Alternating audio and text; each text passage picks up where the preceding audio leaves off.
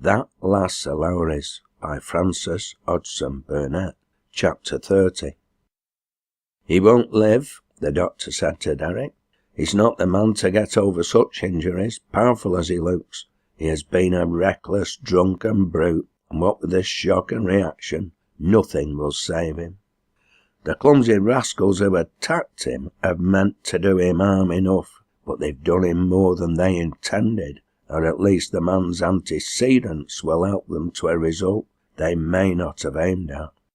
We may as well tell the girl, I suppose. Fine creature, that girl, by the way. She won't have any sentimental regrets. It's a good riddance for her, to judge from what I know of them. I will tell her, said Derek. She listened to him with no greater show of emotion than an increased pallor. She remembered the wounded man only as a bad husband and a bad father. Her life would have been less hard to bear if he had died years ago. But now that death stood near him, a miserable sense of desolateness fell upon her, inconsistent as such a feeling might seem. The village was full of excitement during this week. Everybody was ready with suggestions and conjectures. Everybody wanted to account for the assault. At first there seemed no accounting for it at all, but at length someone recollected that Lowrie had been last seen with Spring and Brady. They had gotten up a row betwixt the sens, and t'others had punched him. The greatest mystery was the use of vitriol. It could only be decided that it had not been an ordinary case of neighbourly punching, and that there must have been a grudge in the matter. Spring and Brady had disappeared, and all efforts to discover their whereabouts were unavailing. On the subject of Lizzie's flight, Joan was silent, but it did not remain a secret many hours. A collier's wife had seen her standing, crying, and holding a little bundle on her arm at the corner of a lane, and having been curious enough to watch, had also seen Lancashire join her a few minutes later. "She were whimpering afore he'd come," said the woman, "but she cried in good earnest when he spoke to her, and talked to him and hung back as if she couldn't make up her mind whether to go or no. She were a soft thing, that wench. It were always whichever way wind blowed wi' her. I could never see what that Lass O Lowrie's wanted with her, now she's getting a child on her hands." The double shock had numbed Joan. She went about the place and waited upon her father in a dull, mechanical way. She said but little to the curious crowd, who on pretence of being neighbourly flocked to the house. She even had very little to say to her niece. Perhaps, after all, her affection for poor Liz had been a stronger one than she had thought. "I think," Grace said gently to her niece, "that she does not exactly need us yet." He made the remark in the rector's presence, and the Reverend Harold did not agree with him. "I am convinced that you are mistaken, Grace," he said. "You are a little too delicately metaphysical for these people. You have sensitive fancies about them, and they are not a sensitive class. What they want is good strong doctrine and a certain degree of wholesome frankness. They need teaching.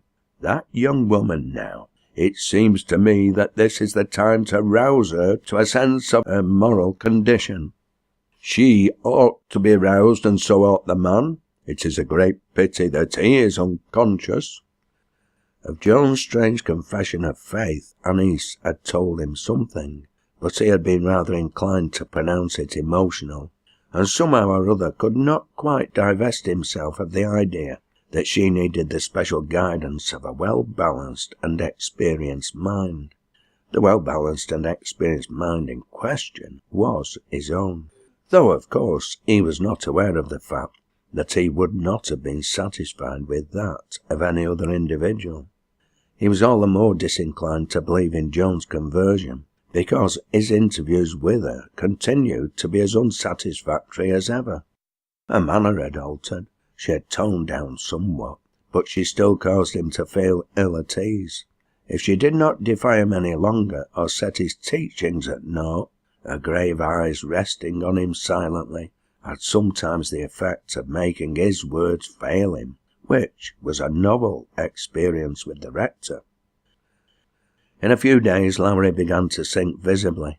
As the doctor predicted, the reaction was powerful, and remedies were of no avail. He lay upon the bed, at times unconscious, at times tossing to and fro in delirium. During her watching at the bedside, Joan learned the truth. Sometimes he fancied himself tramping the Knoll road homeward through the rain, and then he muttered sullenly of the day that was coming to him and the vengeance he was returning to take. Sometimes he went through the scene with Joan herself, and again he waited behind the hedge for his enemy, one moment exultant, the next striving to struggle to his feet with curses upon his lips and rage in his heart as he caught the sound of the advancing steps he knew so well. As he went over these scenes again and again, it was plain enough to the listener that his vengeance had fallen upon his own head.